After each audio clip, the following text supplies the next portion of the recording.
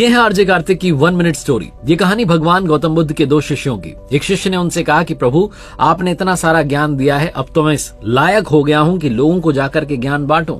गौतम बुद्ध मुस्कुराया और कहा कि ठीक है, कल तुम एक गांव में जाना और वहां जाकर के भिक्षा मांगना और कोशिश करना उन लोगों तक अपना ज्ञान पहुंचाने की। वो शिष्य जब गांव में गया और शाम में वापस आया तो जगह जगह उसको चोट लगी हुई थी। आकर के उसने अपने गुरुदेव से कहा कि गुरुदेव, कैसे गांव में भेजा है, अज्ञानी लोग हैं, मारने पीटने पर उतारू हो गए, सिर्फ एक व्यक्ति ने मुझे जमीन पर फेंक करके भिक्षा दी। दूसरे दिन भगवान गौतम बुद्ध ने अपने दूसरे शिष्य को उसी गांव में भेजा। शाम में वो आया तो उसे भी चोट लगी हुई थी, लेकिन मुस्कुरा रहा था और कह रहा था कि भगवान, उस गांव के लोग बड़े भोले भाले हैं।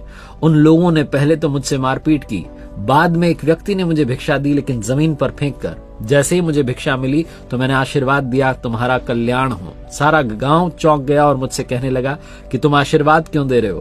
तो मैंने उन्हें कहा कि आपने भिक्षा तो दी, चाहे जमीन पर फेंक कर ही, आप बड़े दानी हैं, मैं आपको कल्याण हो ऐसा आशीर्वाद देता हूं। तब उन्होंने बताया कि एक बच्चा है उस गांव में जो बीमार है, उसको मैंने जड़ी बूटी दी और वो ठीक हो गया। पूरा गांव मेरे लिए तालियां बजाने लगा और कहने लगा कि कल आइएगा, कल सब आपको भिक्षा देंगे। भगवान गौतम बुद्ध ने पहले शिष्य को सिखाया और समझाया और बताया कि देखो, ज्ञान सिर्फ सुनने से नहीं, अमल में लाने से उसका असर दिखता है। ज्ञानी आप तभी कहलाएंगे जब आपने जो सुना सीखा उसे इम्प्लीमेंट कर पाएंगे।